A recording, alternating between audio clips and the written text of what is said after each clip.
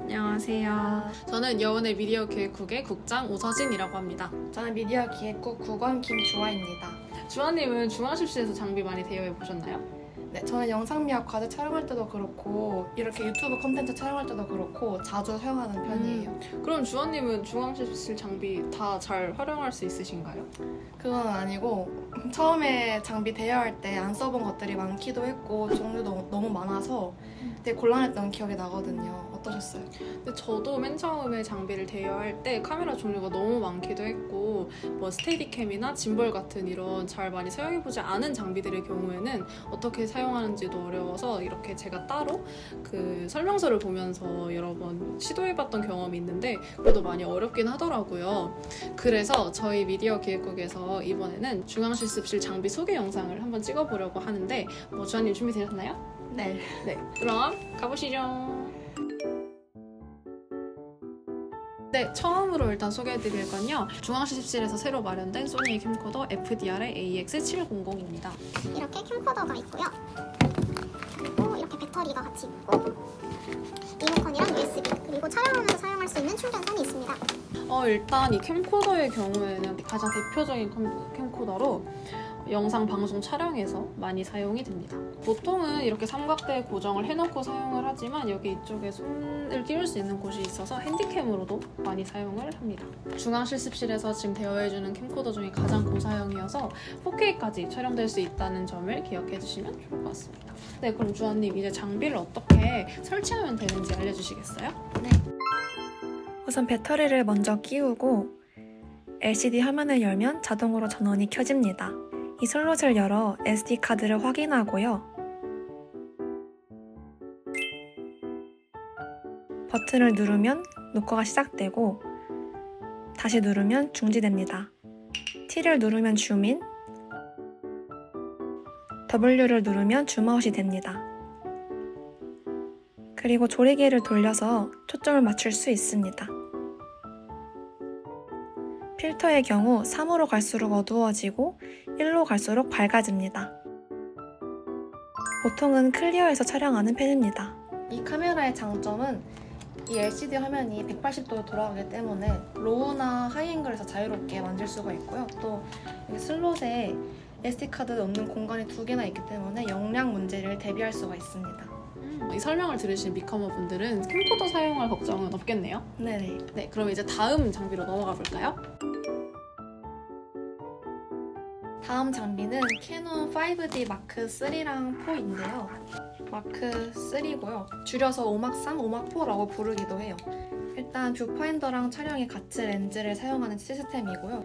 다양한 렌즈 호환이 가능한데요. 중앙실습실에 표준 단렌즈랑 망원 줄렌즈가 있으니까 잘 활용하시면 좋을 것 같아요. 얘는 미러리스보다 좀 더 빠르고 정확한 자동 초점 기능이 있습니다. 4가 3보다 화질이나 노이즈 측면에서 조금 더 업그레이드 된 점이 많고요. 가장 좋은 점은 영상 찍을 때 조금 더 최적화되어 있습니다. 네, 그럼 이제 한번 장비 조립을 해볼까요? 이렇게 배터리가 있고요. 렌즈가 있습니다. 여기에 USB 선이 있고요. 추가 배터리를 신청하게 되면 여기에 추가 배터리가 같이 있습니다. 카메라 본체의 빨간원과 렌즈의 빨간원을 맞춰서 끼우면 쉽게 장착이 가능합니다. 그리고 이쪽에 버튼을 누르고 돌리면 렌즈가 빠집니다. 전원을 켜줍니다. 다이얼을 돌려서 영상 촬영이나 사진 촬영을 선택할 수 있습니다. 휠을 돌려서 초점을 맞출 수 있고 자동 초점 기능을 사용할 수도 있습니다. 이쪽의 다이얼을 활용해서 모드 설정을 할 수 있는데 오토로 맞추는 경우 환경에 맞춰서 밝기 등의 옵션을 자동으로 설정해줍니다. 휠과 갤러리, 쓰레기통 기능이 있고요. 이쪽을 열면 SD카드를, 아래를 열면 배터리를 꺼낼 수 있습니다.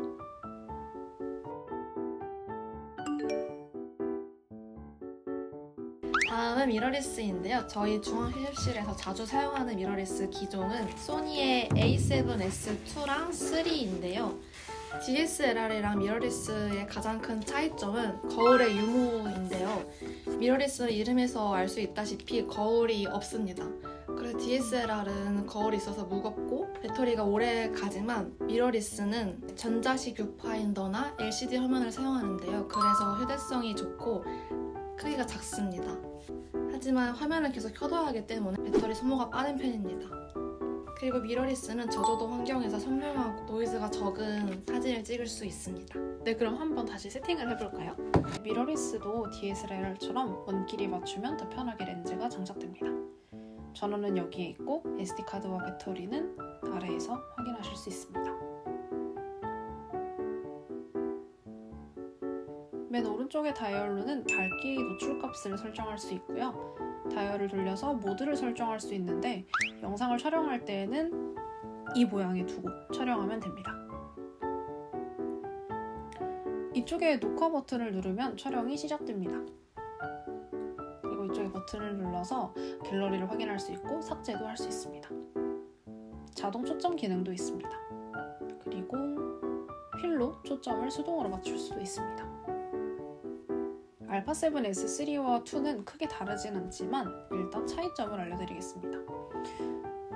일단 LCD를 앞뒤로 돌리면서 조정할 수 있어서 더 다양하게 촬영이 되고 있는 모습을 확인할 수 있습니다. 그리고 이쪽에 녹화 버튼이 있다는 점이 다르고요. 다이얼을 통해서 똑같이 모드와 노출값을 설정할 수 있습니다. 그리고 7의 경우 보조 배터리 연결이 가능해서 훨씬 더 용이하게 사용할 수 있을 것 같습니다. 다음 장비는 프리뷰 모니터인데요. 릴리풋 프리뷰 모니터입니다. 프리뷰 모니터는 어떤 거냐면 촬영할 때 저희가 이 카메라에 이 화면으로 촬영된 영상을 확인하기에는 너무 작기도 하고 다양한 정보들을 얻기에는 좀 무리가 있어서 프리뷰 모니터를 사용하는데요.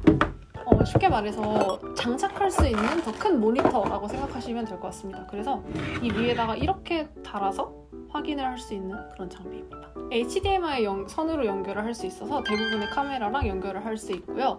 그리고 여기 보시면 설정 값을 조절할 수 있는데 오디오 미터 그리고 색조 확인 같은 다양한 것들을 더 추가로 할 수 있다는 점이 장점인 것 같습니다. 그리고 야외에서 프리뷰 모니터를 사용할 때가 굉장히 많은데 이렇게 햇빛 가리개가 있어서 야외에서 확인하실 때 더 용이하게 사용하실 수 있습니다. 이렇게 하면 됩니다. 그러면 이제 장비 한번 세팅을 해보겠습니다. 햇빛 가리개, 모니터 본체, 충전기, 연결선, 배터리, 슈로 이루어져 있습니다. 상황에 따라 햇빛 가리개를 사용할 수 있습니다. 우선 슈를 통해 모니터와 카메라를 연결하고 이후에 고정해주시면 됩니다. HDMI 선을 모니터의 인 부분에 꽂아주시고 카메라에도 HDMI 선을 꽂아주시면 됩니다.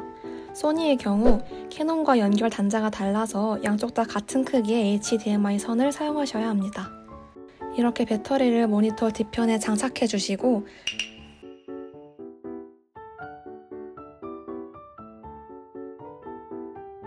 전원을 켜보겠습니다. 촬영 화면을 그대로 모니터에서 확인할 수 있고요.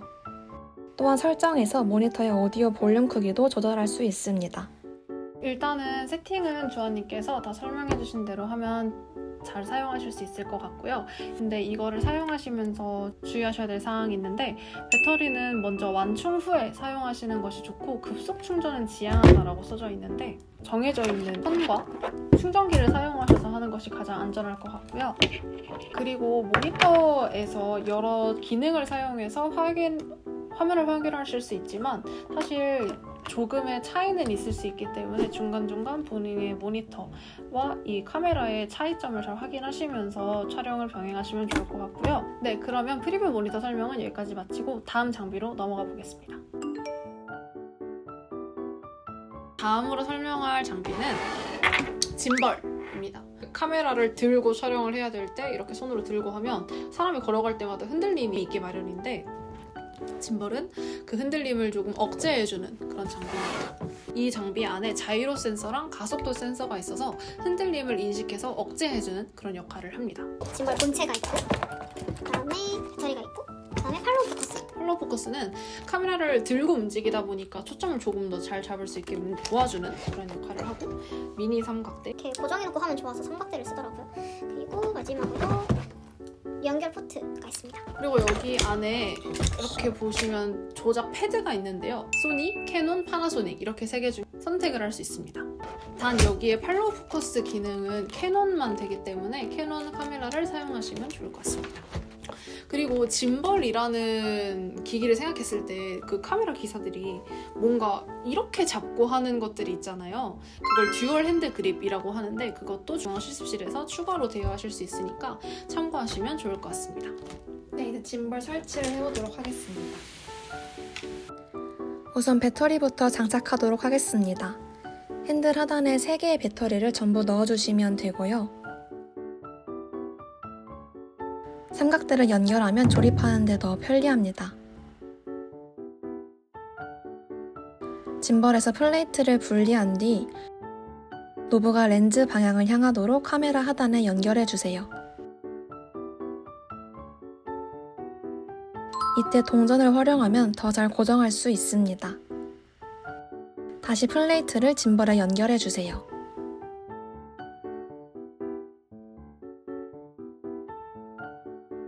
카메라 렌즈를 위로 향하도록 해서 이쪽에 있는 노브를 풀어서 수평을 맞춰주시면 되는데 이렇게 일일이 다 해볼 수밖에 없는 거죠. 네, 이렇게 고정이 됐으면 잠궈주시고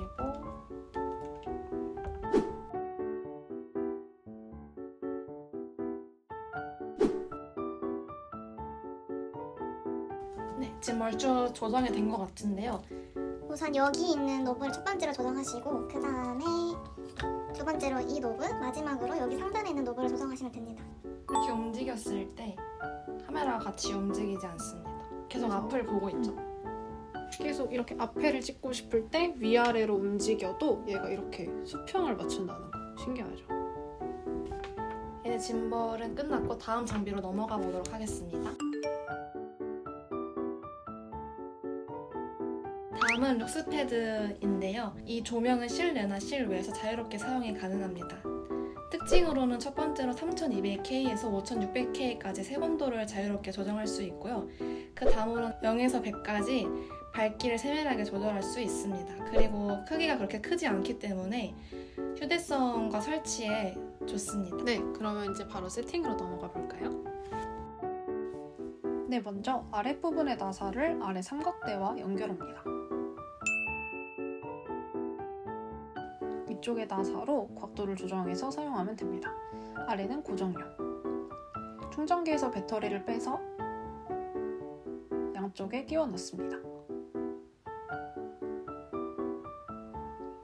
배터리가 충전되어 있는지 확인도 한 번씩 해주세요.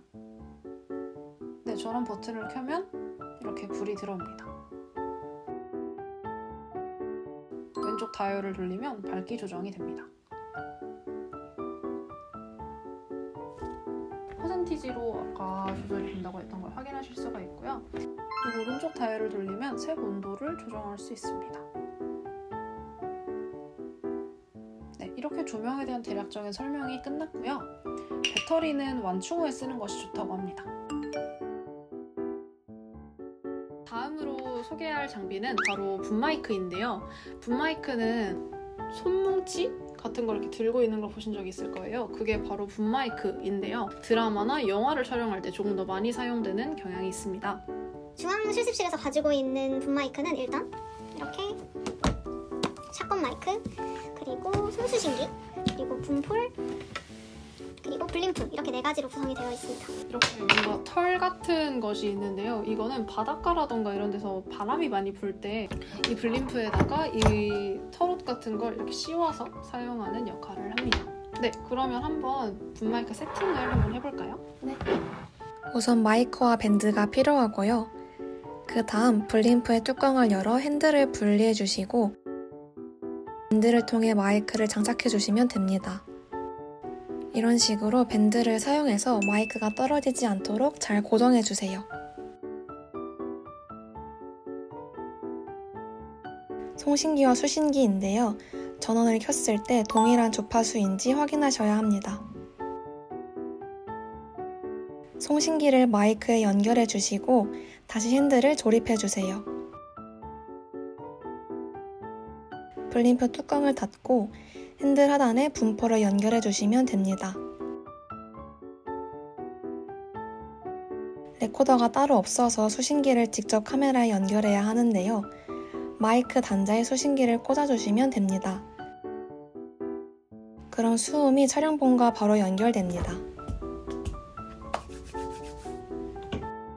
분폴에는 총 4단계가 있는데요. 오른쪽으로 돌려 높이를 조절할 수 있고 왼쪽으로 돌려 고정할 수 있습니다. 상황에 따라 데드캣도 사용할 수 있습니다. 붐마이크 세팅을 한번 해봤는데요. 마지막으로 주의사항을 몇 가지 알려드리겠습니다.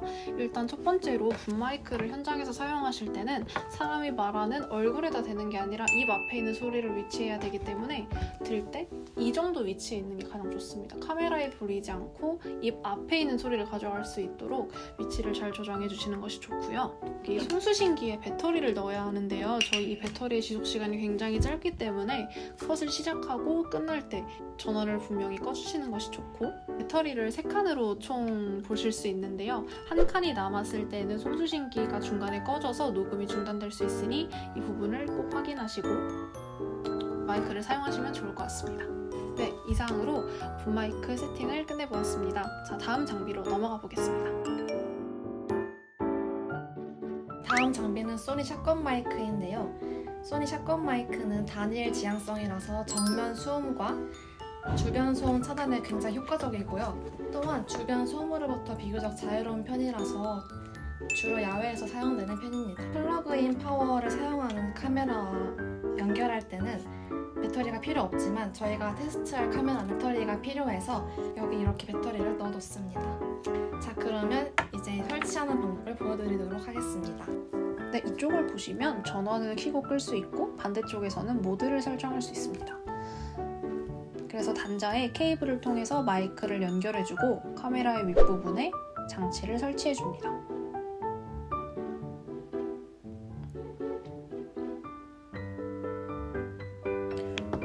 이렇게 소리가 잘 수음되는 것을 확인하실 수 있습니다.